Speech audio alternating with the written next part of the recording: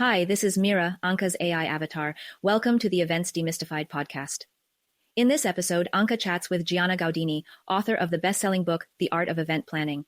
They'll cover creating unforgettable event experiences, maximizing ROI, and the importance of diversity, equity, and inclusion. Gianna offers great tips on budgeting, content strategy, and planning high-quality events without breaking the bank. Don't miss this engaging conversation, and do make sure to subscribe for more actionable advice.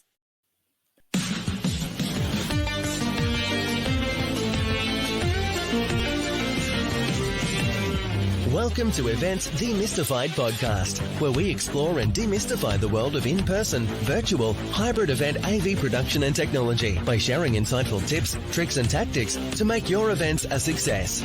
This podcast is brought to you by Tree Fan Events, a woman-owned boutique event production agency. And your host is 𝐂𝐚𝐻, a technical event planner and producer with almost 2 decades of hands-on technical experience in event production.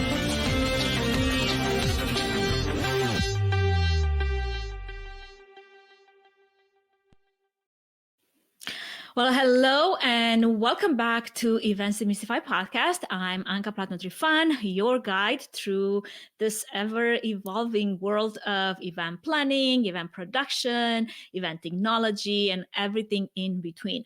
Today, we're going to explore a subject that is close to every event professional's heart: creating unforgettable event experiences that not only engage, but also drive significant ROI. We're going to be tackling everything from content strategy to budgeting, DI, ensuring your event stands out regardless of the size or the budget.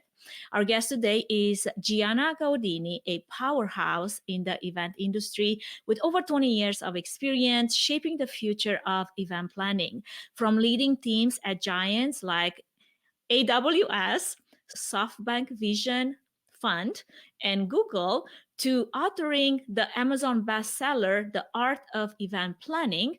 Gianna has been a beacon of innovation and success. I'm super excited to have this conversation with her because here's the thing: beyond her professional achievements, life is also quite a mastery and tapestry of all kinds of passions, which is what I'm super connecting with because I feel like I have a lot of passions outside of work as well. She has been and is a certified court master sommelier. Her entrepreneur spirit has shined from running a neighborhood newspaper. Her musical talent has been also highlighted as a classically trained pianist. I'm super blown away to find out more about that. And how about we do all of it in our conversation? It's a great honor to have her on. And why don't we just bring her in and ask her all the questions about all her passions and then the art of event planning, present and future.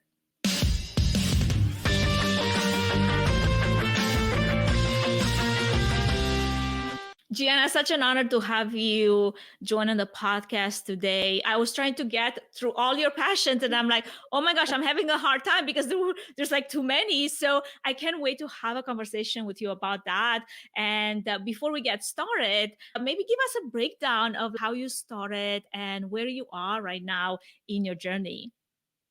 Well, first of all, thank you so much for having me, 𝐂𝐚𝐻. I'm a huge fan. I love that you use the word passion so passionately because that's one of my favorite words. I wish I could do all the things, but yes, like so many of us, I did not study to be an event professional. I kind of found my passion and fell into it, but I was actually pre-med when I went to college at UC San Diego. And about halfway through, realized, I don't know if I'm really passionate about doing this forever and ever. And I was getting some conflicting information from other medical professionals. And around the same time, I realized what I was really enjoying in college was hosting these weekly dinners. It was a great way for me to learn how to cook dinner, which is why I started it. I very much am like the growth mindset type, and I didn't know how to cook dinner. And I was starting to become terrified that I would have a family and not know how to cook for them the way my family could cook. So I thought, so just to interject, you're an Italian. It's huge for Italians to have a good meal. You got to be an Italian mama chef. So, I always grew up cooking, but not dinner. So I thought, all right, well, like you mentioned, I was classically trained as a piano player. And the best way for me to learn something is to put a little bit of self-induced pressure on myself. I love that. That's just it works for me. It doesn't work for everyone, but maybe that's why I'm an event professional. So Right. I thought, why not invite people over every week and I cook for them? And I mean, when you're in Play a college, little bit piano on the side. totally and so I was creating these dinners, and then I would tell people, invite someone with you next time. And these became these huge events. And then it was like, okay, well, I need to, I had a mom who was very hospitable. She was an interior designer, knew how to throw a good event.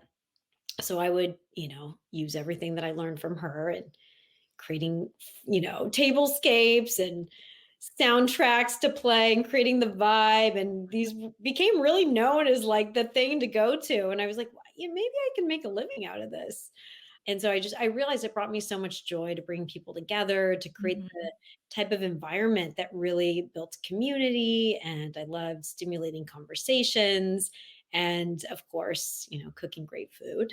So I love that. You know what I love the most about what you just shared is this idea of community. And I don't know if it's just some kind of a European ingrained in us desire to constantly have people around us as a community builder. I grew up in the same environment. My family is super large, and we always had some kind of a party at our house. Like that was just the place, the thing to do. And when I moved to US 22 years ago, we started the same thing by myself. And then when I got married, we started inviting people over for lunch on Sundays.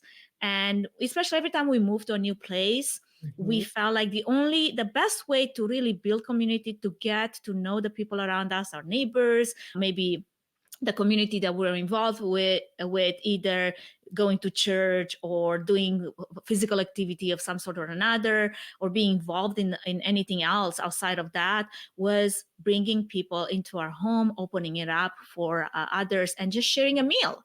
And you'd be surprised how easy it is to create friendships when you do that. A lot of adults, when we become adults, right, we complain how hard it is to make new friends.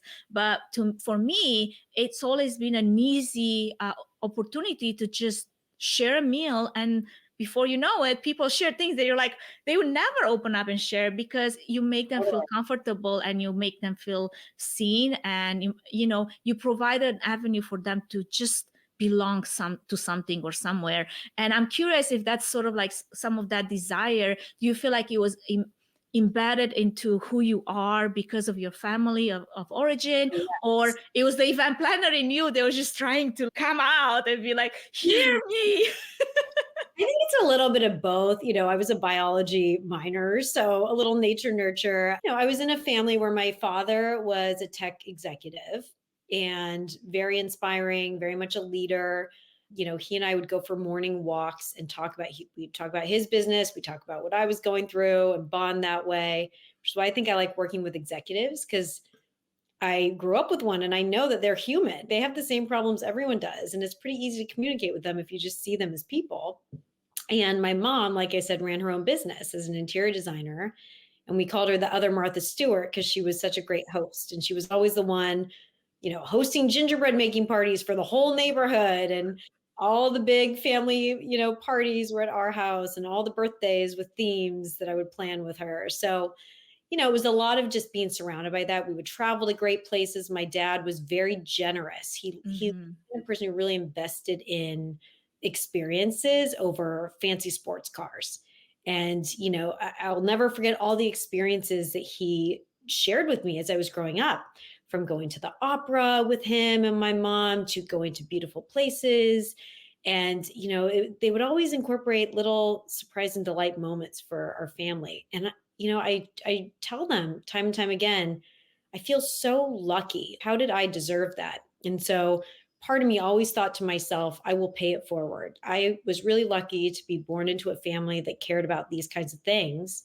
And so I want to make sure that I'm giving back not only to my own family, but to other people who might not have grown up with that.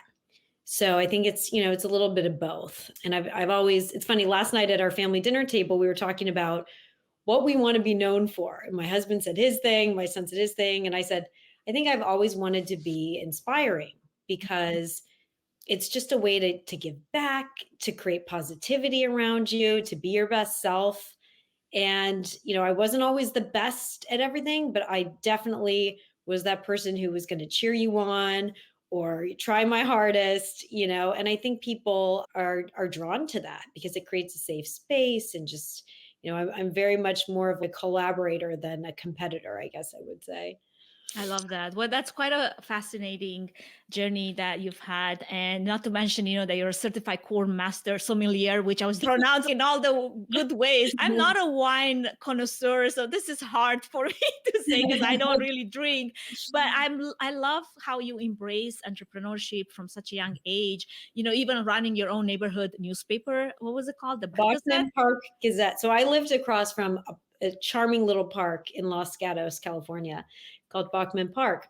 And it's funny, I was just telling the story to my family last night. I read a book at school, I think in second or third grade, about these girls that ran a neighborhood newspaper. And I thought to myself, well, why don't I do that? And so I galvanized my best friends from the neighborhood and, named them VP and whatever I knew at the time to call them. And we created this newspaper. And it's funny, my grandma just passed away and we found some of the old newspapers at her house. So I was rereading them and they were hilarious. We would interview the neighbors and we had a comics section. We had a Dear Aunt Polly section for questions.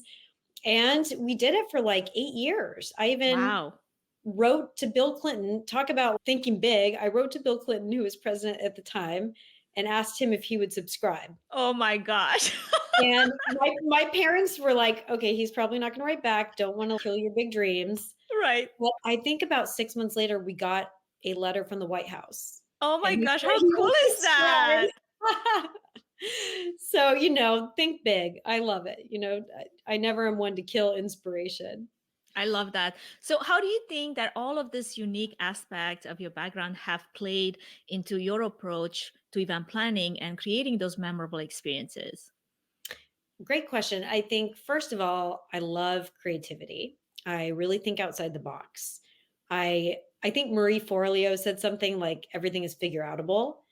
And I love that because it really is. I don't think there are that many things in life that are too hard if you just have the right mindset, and you have the ability to think outside the box and find solutions and be solution based. And I think in the event space, you really need to have that attitude, not necessarily being a yes person or an order taker, but really more of being the kind of person who can figure out creative ways to solve problems. And so the way that I approach events that are both delightful yet also drive ROI is I kind of reverse engineer them. So I start by asking whoever I'm working with, be it my CMO or a client now that I'm running my own business, what is it that you want to achieve? 6 months from now, what are you hoping that you get out of this event? Okay, great. Then from there, we kind of start to back into place what that experience might look like. What are all the pieces? And then we start layering on the little details, and I liken it almost to building a house. You might say, oh, I want that pink wallpaper. Okay, well, that's great. But would you make that decision before you built the house? I would argue that in most cases, no. And, and if you did say, no matter what, I have to have this pink Anthropologie wallpaper. Okay, well, at least that would go into making sure that you had your own office, because I can pretty much reassure you that your husband would not want that wallpaper in the bedroom, right? So it's all about order of operations and kind of reverse engineering things, and then you kind of fit. You layer on the details once that foundation, the foundational approach is set. And I think a lot of people start with the Pinterest boards rather than starting with what do we want the end results to be? Do you know what I mean? Totally. I love that, you mentioned creativity because it is, a mix of blending creativity with a knack for judgment and engagement. And that blend of art, personal touch, and your entrepreneurial spirit and operational strategy really can provide that secret formula to create events that engage and, like you said, provide an ROI. Because at the end of the day, it's great that we have engagement, but really, what is the outcome of this event? So with that in mind, when you're considering your expertise, Gianna, and you've really mastered the art of driving engagement at events, with our listeners being majority event professionals themselves that are always looking for ways to, elevate their events, I'm curious, could you share with us what you believe are the foundational steps to ensure events not only captivate, but also deliver that tangible ROI? Yeah, definitely. So like I said, I always start with an event brief. I think it's partially me loving to write, but it's also it really helps you clarify and codify what the goals are. Mm-hmm. And the more concise, the better. I think there's a saying, if I had more time, I would have written less. Yes. It's a lot harder to be brief and get your point across than to have all the things. And I run events for my clients the way that my husband runs developing products. He's a director of product. And I say that because I think the best products really have focus. Mm-hmm. They don't necessarily have all the bells and whistles, because that can be actually really distracting for the user, right? How often have you gone onto a virtual event platform and they give you all the things and you're like, oh my God, I don't even know where to start, right? Whereas you go, I just have to go into Target. Yeah. Exactly. I kind of love Trader Joe's because I know exactly what I'm getting. They don't have a million options. You don't get lost in between aisles. You know exactly what you need. Get out and you're good. Right. And so what I really help my clients do is they oftentimes come to me and they kind of have this decision fatigue. They're like, I just don't know what's the right decision. I don't know which to pick. I don't know. And I kind of help them. Okay, let's take a step back. Let's take the time to set a brief, create KPIs, which are key performance indicators that will indicate that this was successful. And then from every single thing that we're doing, and I'll have them do this exercise, I'll do it with them, I'll hold their hand, even if it's a photo booth, something that you don't think you need to do this for. Why are we doing this? What do we want the outcome of this to be? And sometimes I'm like, great, yes, that makes sense. Other times I'm like, do we really need this? I don't know that we do. And like I said, more is not better, because it's been proven people do not have the ability to retain more than about 3 things from any given experience.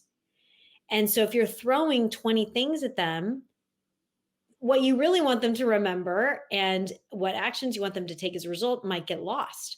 Whereas if you really focus on doing 3 things really well, you might hit your goals and save budget and save yourself a lot of time and decisions and headache. It's like, as you're seeing, I love analogies.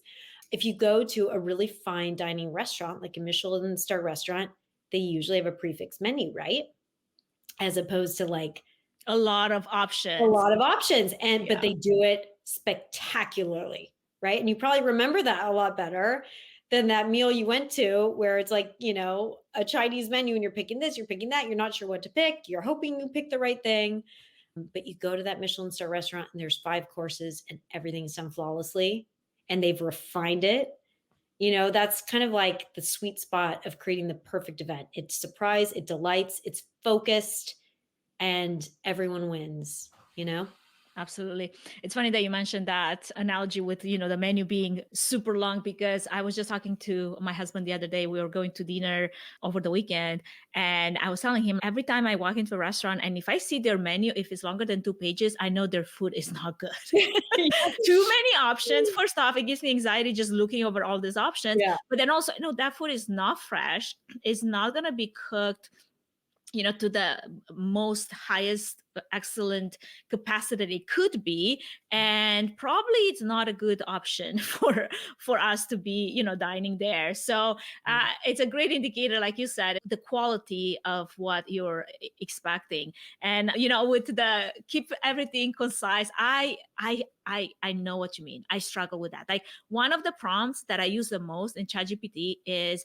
taking whatever content that I create, and this is always my prompt: make it more concise, straightforward, and in my voice, because I can struggle with many words, getting it concise. And thank goodness for AI and the latest tools, because now I can get it focused, tagline that you're like, now that can actually capture what I'm trying to say with the whole paragraph. Right. People, they remember sound bites a lot better than if you throw every single descriptive detail at them. More is not better with all the things. More is not better. Yeah, absolutely.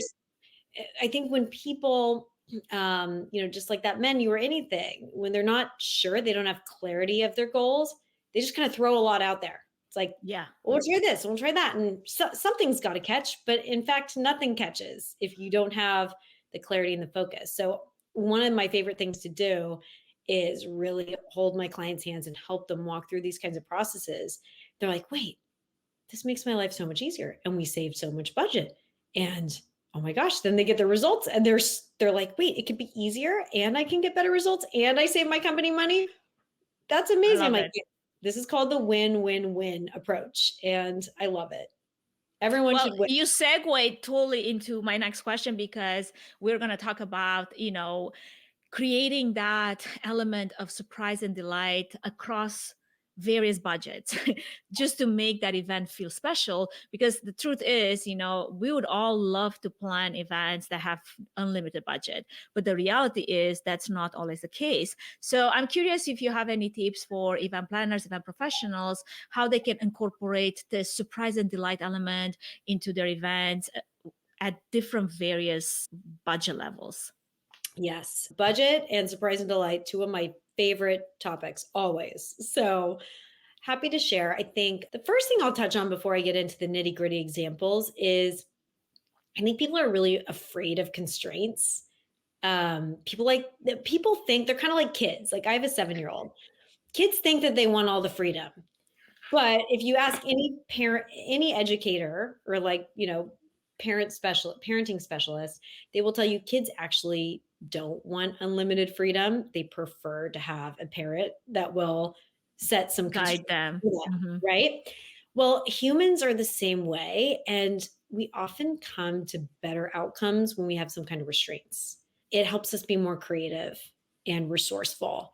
When there's unlimited possibility, we sometimes, again, get into that decision fatigue. Well, if I can do everything, do I do everything? Do I not do everything? You know what I mean? Whereas if you have a more limited budget, you have to make some trade-offs.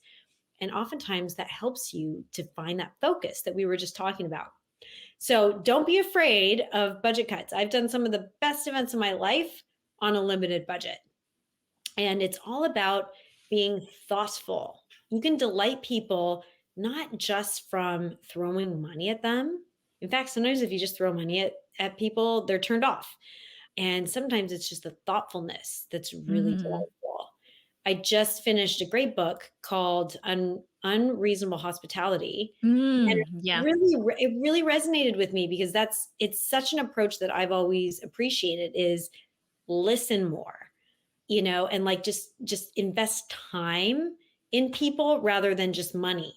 And some examples of what I mean by that is, you think of the Four Seasons. If you've ever been to a Four Seasons, they will always address you by your name. Every single person that works there, from the people in the restaurant to the bellman, they know who you are. It's like magic. It's so impressive. And that costs no money. That's just a little extra investment in training and customer service. There are other restaurants that will spend a little bit of time. The front of house will research who's coming in to eat that night, and they'll learn a little bit about that person. Like I'll never forget, I showed up at a restaurant for a special occasion, and the sommelier comes right over to the table and she goes, "I brought this wine for you. I just saw this was the latest wine that you blogged about. And I knew you're a sommelier, and I just wanted to pour you a little taste to welcome you." I was jaw dropped. Like, that is amazing. No money. I mean, but will I ever forget that in that restaurant? No, I've told that story a million times. It's like these thoughtful details that personalize the experience for someone and show real hospitality can really become these delightful moments. And, an example from my own career was I was doing a B2B event for Google, and we had an event app. And it was great. I could go off on a tangent on that event app, which was wonderful. But one of the things that we had in the app was this ability for attendees to post in the chat. And then we were like, reviewing the chat on the back end and listening to it. It's one thing to have a chat. It's another thing to actually moderate it and look at it during the event. So you want to make sure that you do that. Pro tip. And I'll never forget, one attendee said, "Hey, this event is so great, but I really wish there was Coke." And I purposely didn't have soft drinks because, it was a green event, trying to keep things healthy and sustainable. But I was listening to the customer and I said, "You know what? There's a vending machine. I'm going to get a Coke. I'm going to find this person." I asked the sales team, "Who is this person? What do they look like?" And we delivered them a Coke and they were so happy. They booked a meeting and we ended up closing a massive deal from That's a Coke, awesome. from listening to them. So, Yeah. these are not major budget spends. And it's really just about being thoughtful, about having the right mindset, that you're listening, that you're engaging, that you are acknowledging people. And if people feel that they're seen and heard, you've got a follower and a brand advocate for life, So the other thing, kind of along the same lines, is a favorite exercise of mine is, hey, let's do an audit of your whole event experience. These can last anywhere from an hour to 2 hours.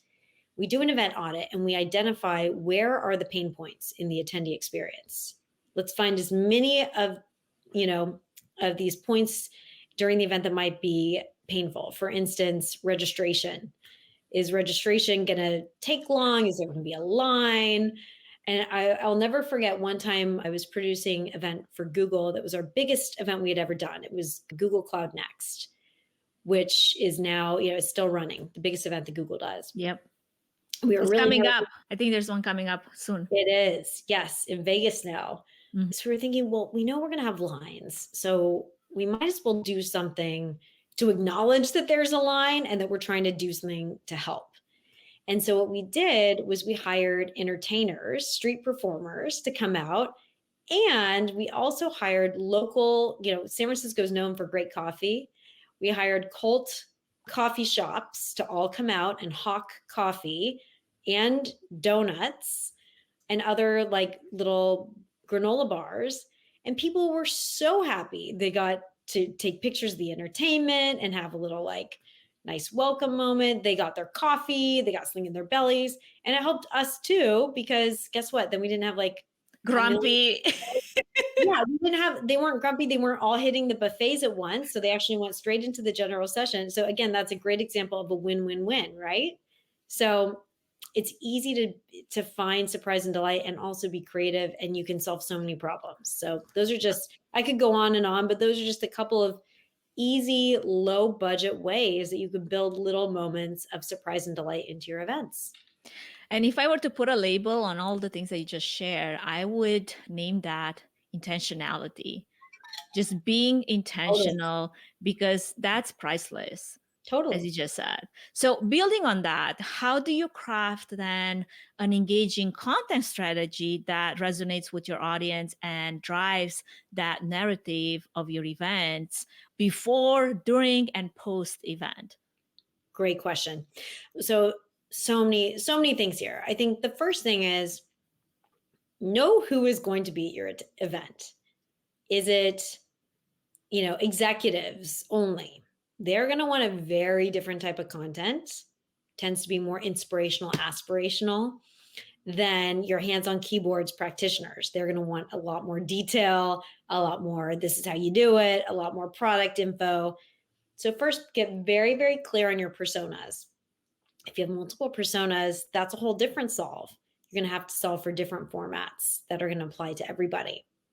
And then second, do your research. So I love industry trends. I love podcasts like yours. I love listening and reading to other great inspirational event professionals. I love reading the latest studies that come out on research so that we know what is, what's happening right now, because it changes all the time. And I think one problem that people have is they think, hey, this worked for me one time, so I'm going to do it again. Well, guess what? Things change. And again and again. And you're like, again and again. And so I tell my clients, quarterly, you should be checking in on your business Mhm. goals, your company goals, industry, macroeconomic, quarterly, because things change really Yeah. fast. And you can't think that just because something worked last year, it's going to work this year. Okay. So you start taking those bits of input into account. And then from that, you problem solve. And, so for instance, there was a time when everybody did 90-minute keynotes. And like, if you didn't do a 90-minute keynote, maybe it was looked down on, like, oh, you don't have enough content for a 90-minute keynote. You Or you must not. couldn't find someone good enough to, Yeah. keep that content and energy up for 90 Yeah. minutes. And now people are like, 90-minute keynote? Are you kidding me? No way. Exactly. No way. So, and then the other thing that's changed is, brands used to think it needs to be all us talking, no Q&A. We don't want to take questions. That's risky, and now I almost argue it needs to be the opposite, where it's like Yeah. you talk a little bit, just enough to get whatever, again, it's about the focus, the smart brevity, get your point across, and then show that you want to listen. And it's so much more impressive to have an engaging conversation, have people that are actually responding to what your audience. I'll never forget going to see Robin Williams, the comedian, once. And the thing that was the most impressive, I mean, he was hilarious. My side hurt so bad at the end of the whole show. But the most impressive thing was he passed around a hat and we all put in topics. And then he would just take out a topic and riff on it. Right. And it was unbelievable and also just delightful that he could do that. And he was listening to what we wanted to hear him riff on. So similarly, think about how much you're talking at an audience and how much you're listening to them, because it's one thing to try to guess what people want to hear. There was actually a study, I can't quote who did the study, but they found that they basically surveyed event professionals and found that they were able to predict what their audiences wanted to hear about only 40% of the time. Isn't that crazy? So we're doing all this planning and we're only going to hit it for 4 out of 10 people. Mm. And so one format that I really love is more unconference format. Adrian Seeger is Yes. a dear friend of mine. We had him on the podcast and he You talked did? about that. Oh my So God. good. He's So so good. good. I love him and I love his work and I recommend him to everyone because he is just so good. And he again was not an event professional. He just found himself Yeah. going to all these His background is conferences. mind blowing. Yeah. And he's like, I'm going to solve this problem. And he came up with all these different formats that I've used. I was lucky enough to go to BizBash's Leadership Summit in Puerto Rico a few years back. And Adrian was actually walking us through all the different formats. So the whole Leadership Summit was all different unconference formats. And it was so awesome. And I took some of those formats back to Airtable, where I was the head of events at the time, and used them at our leaders forum. And it was really great. And one of the formats that was super cool. Have you done the fishbowl before? Yeah.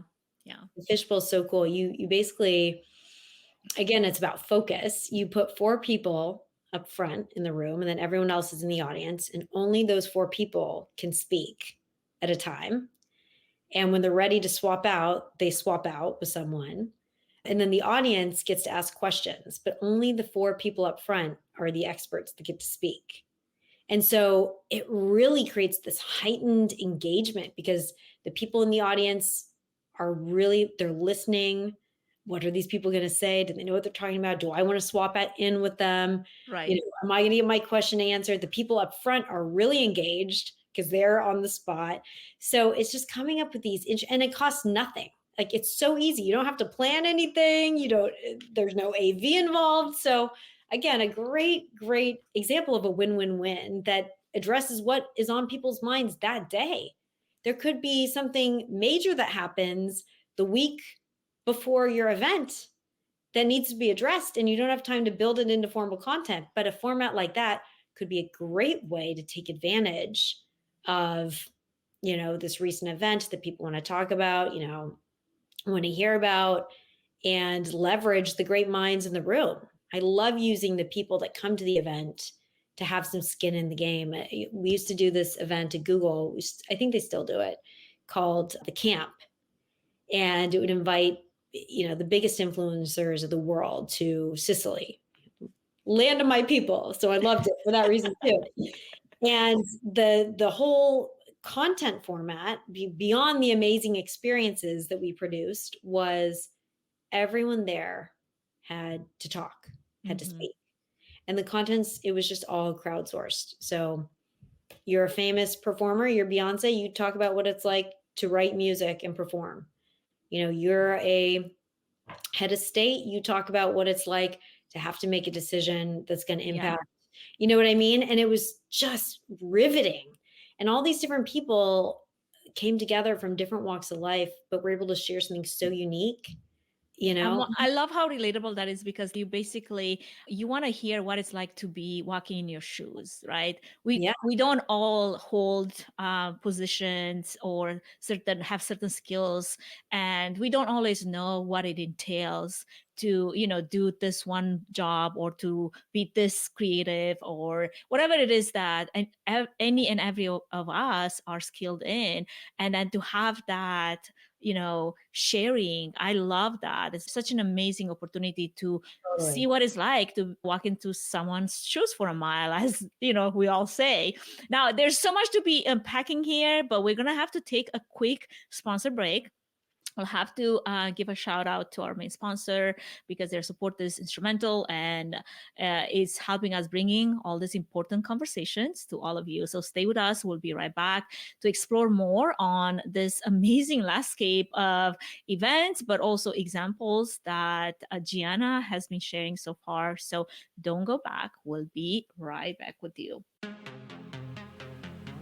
Before we move any further, I wanted to give a quick shout out to our main sponsor, Trifan Events, which is a boutique event planning and production agency that will come alongside you, offering personalized event planning and technical support, strategic event design, production and technology management, and flawless execution for live, virtual, and hybrid events. The team at Trifan Events is passionate about planning and producing event experiences that get people involved with true moments of interaction, engagement, and co-creation, while offering white glove treatment throughout the entire planning process, enabling you to reach your event goals with the use of creativity, production tools, and event technology. To find out how Trifan Events can plan and produce your event become memorable, go to trifanevents.com.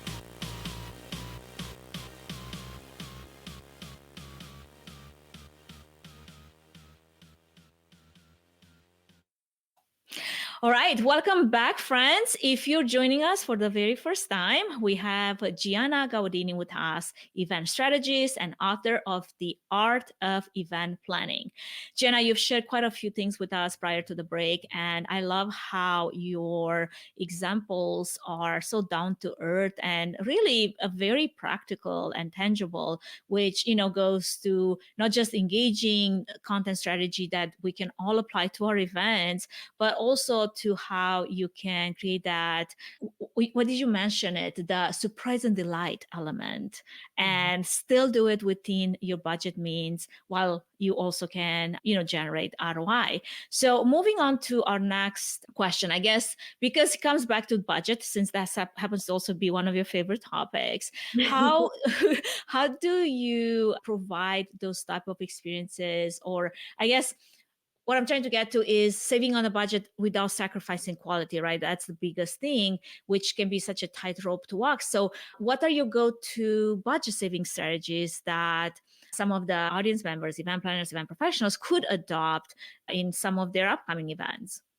Yeah, well, lots here. I mean, I could go on for hours on this. Or just get the book and then So just a couple takeaways. First of all, everything we talked about before, focusing will really help, because a lot of the bells and whistles you think you need to have, you probably don't. And people probably won't remember them. If people are only going to remember 3 things from your event, they're not going to remember the table linens. They're not going to remember the florals. Do something different. Put the dessert in the center of the table instead of florals. Like, do a stack of macarons, and people are going to think that's so beautiful. They're going to eat them. It's going to save you budget. It's not going to be as wasteful. Again, that's a win-win-win. So just, start by focusing. That's going to help you loads. Second of all, everything is negotiable.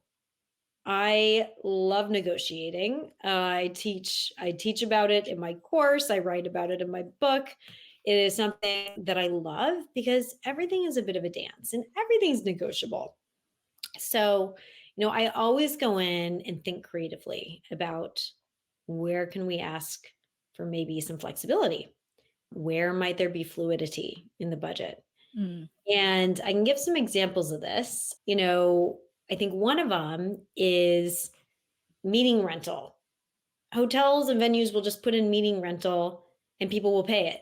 I almost never pay meeting rental. I say, look, you need to make the money. I need to have the event. Can we transfer this meeting rental to something else, like food and beverage spend? And that's a win-win because guess what? They still get the money that they need. Your guests get more food and beverage. So they think that your event is better and everybody wins. You might even be able to use some of that extra food and beverage spend for the centerpieces, like I described, or a fun micro kitchen or a donut wall that's going to become an Instagrammable moment. So that's an example of a win-win. Also, I love using data and using it for event strategy, using it for budget analysis. So if a client of mine has done an event before, I ask to review their budget from the year prior. And I go through it with a fine-tooth comb and I look, where are the big buckets of spend? Mm-hmm. And I dissect that.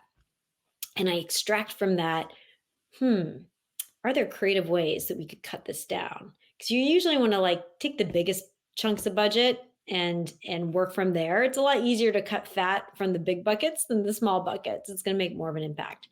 So to give you some examples, I noticed with one client that they spent so much money on staff hotel rooms. Mm. And so when I go in to negotiate hotel contracts, I ask for 50% off staff rooms. You would be shocked. I just signed a contract for a client and we saved $25,000 from getting 50% off staff rooms. That's a big chunk of budget. That is a big chunk. Yeah. And nobody You thinks could pay for the internet with that money.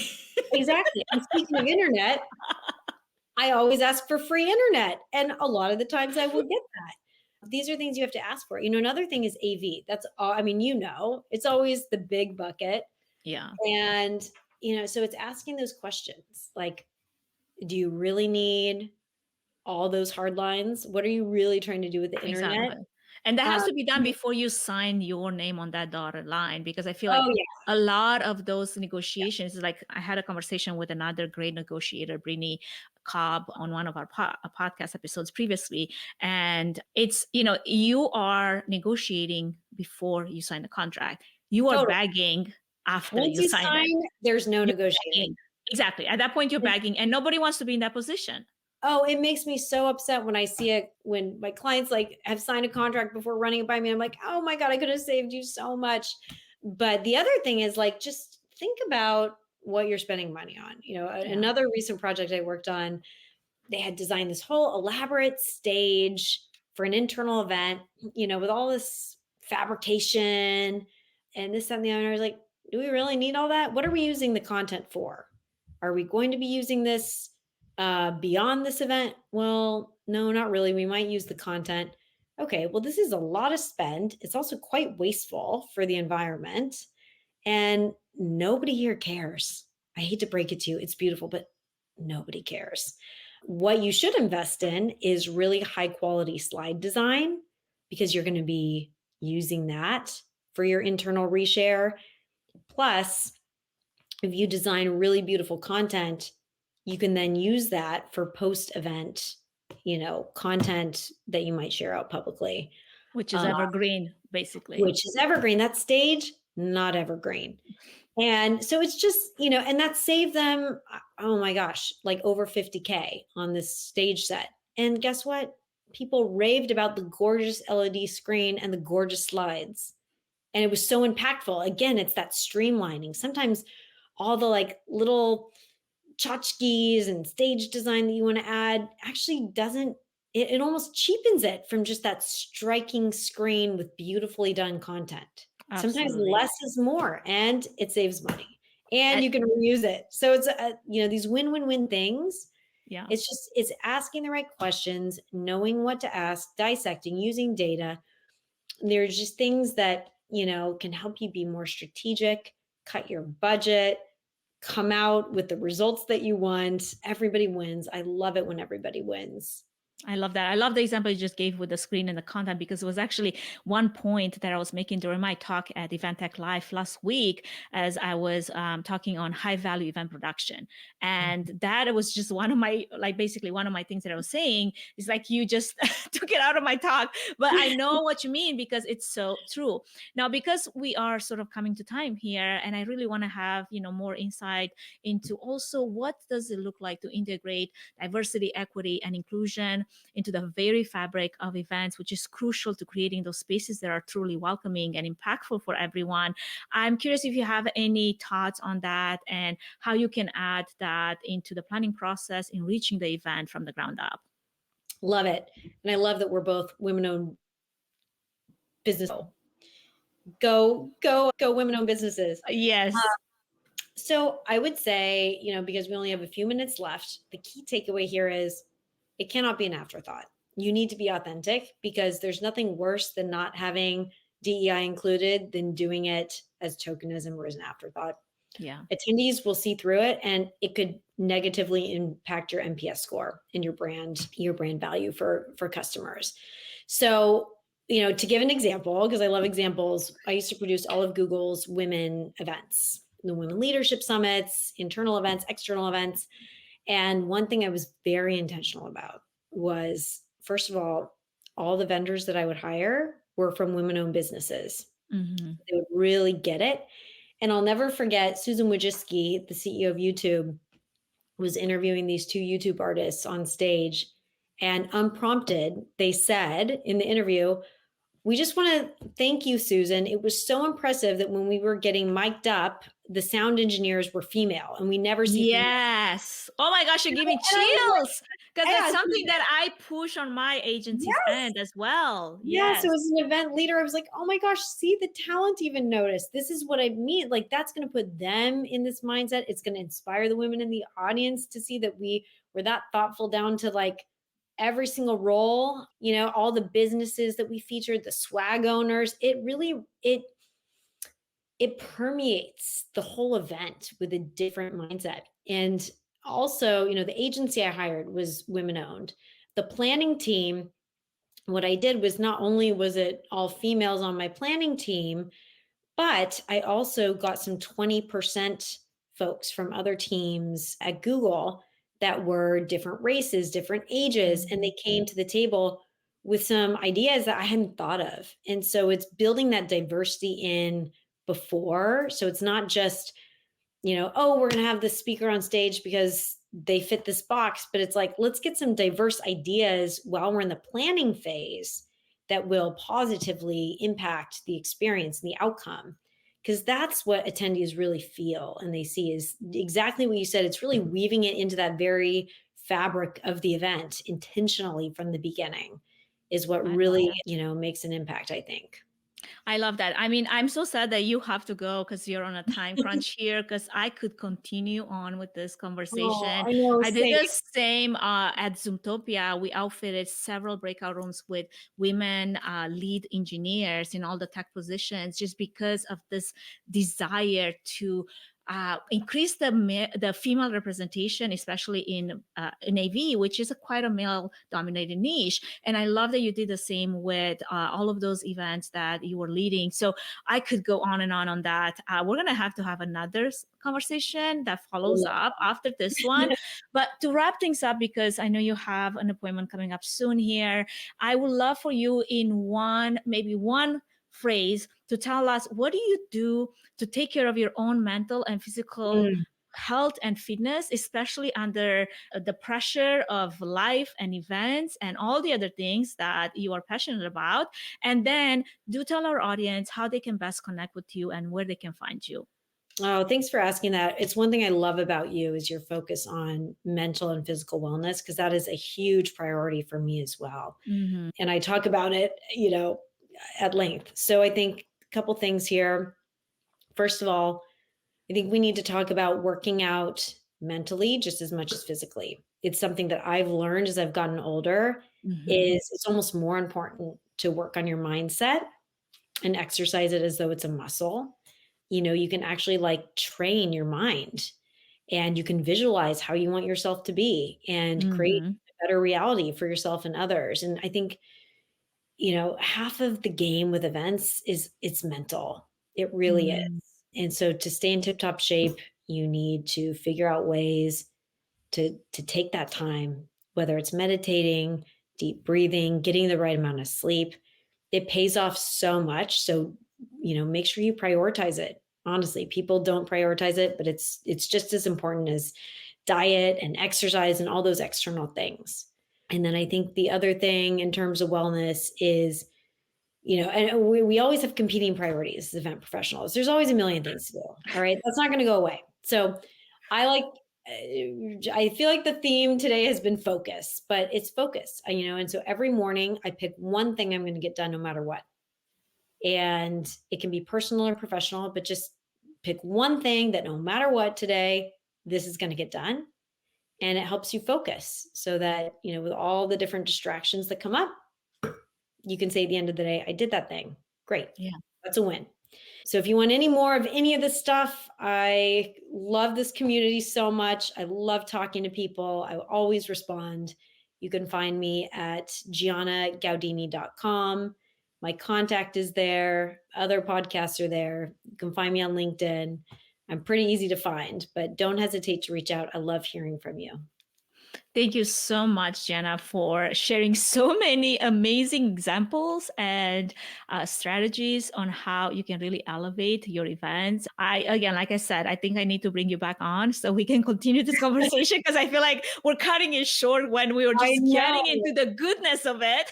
I know. We'll have to do that for sure. I would love to. But thank you so much for joining us. For everyone that wants to hear more what Gianna has to say, do check out her website as well as get her book. It's amazing. I have it over there on my stand and I'm reading it as I go. And with that, thank you, Gianna, for your time, for your generosity in sharing your ideas and your examples and all the things that have brought you success over the years in this very busy and ever-changing event industry. Oh, it was such a pleasure. I can't wait to do it again. Thank you so much.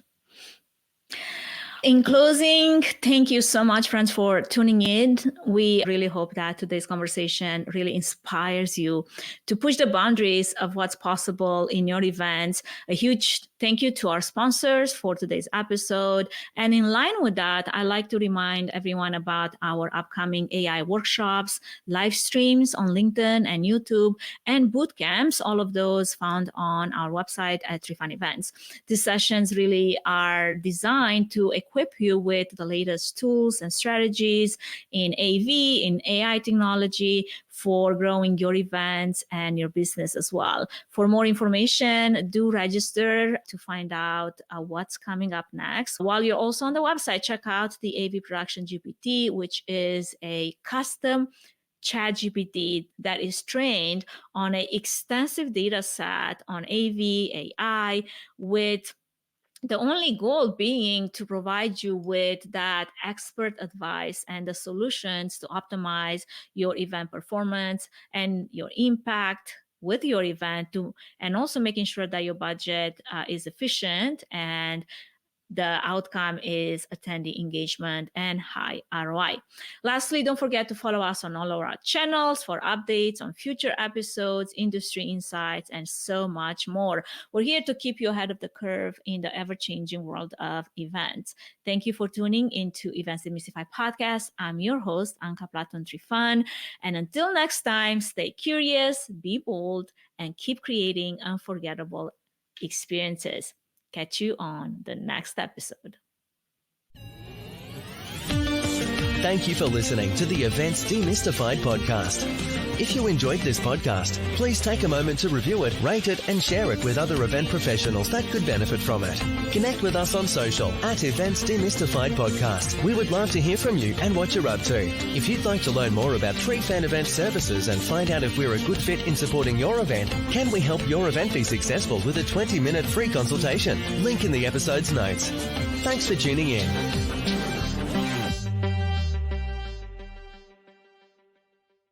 Thanks so much for tuning into this exciting conversation. Make sure you follow and subscribe to Events Demystified podcast to stay in the know about all of our upcoming episodes featuring some amazing guests.